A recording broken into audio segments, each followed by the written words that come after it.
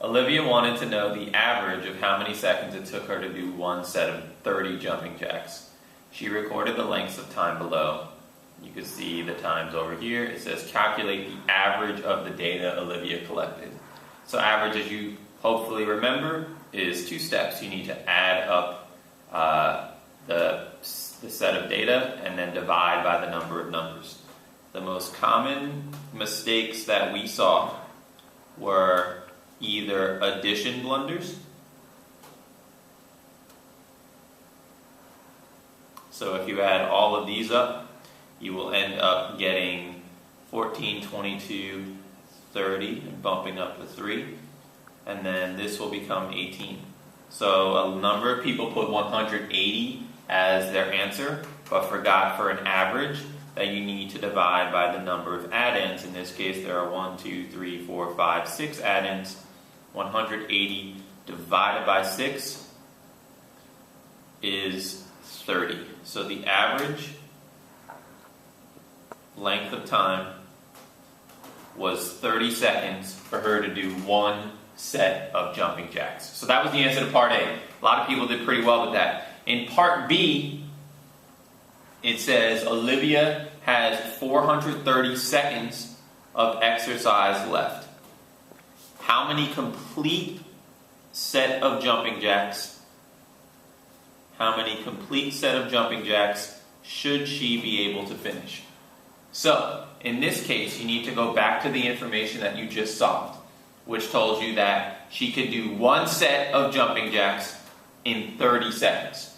So I'm going to write that down in a ratio table that looks like this. Please make sure you're copying this down. I know some of you went straight to doing division, but you might be able to see it better this way. So she was able to do one set of jumping jacks in 30 seconds. If she has 430 seconds left, how many sets of jumping jacks can she do? So we're going to do cross multiplication like this. 30 times n equals 430 times 1, which is 430. Recopy our n, recopy 430. What operation should I be putting here? Call it out, please. Division is right. And then something interesting happens when you do 430 divided by 30.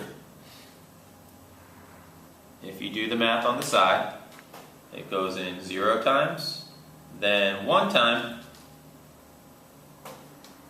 and then when you subtract and pull down the shade, 30 goes into 130, 30, 60, 90, 120, 150, 120, that's 4 times with a remainder of 10. And a lot of people put the answer 14 and 10/30ths, or they reduced it and put 14 and 1/3.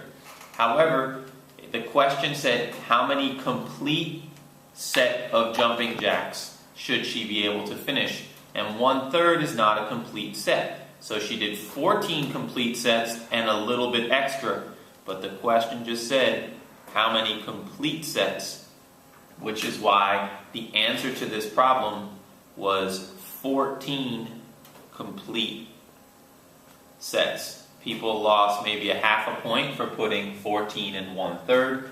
Please make sure you're reading the question carefully.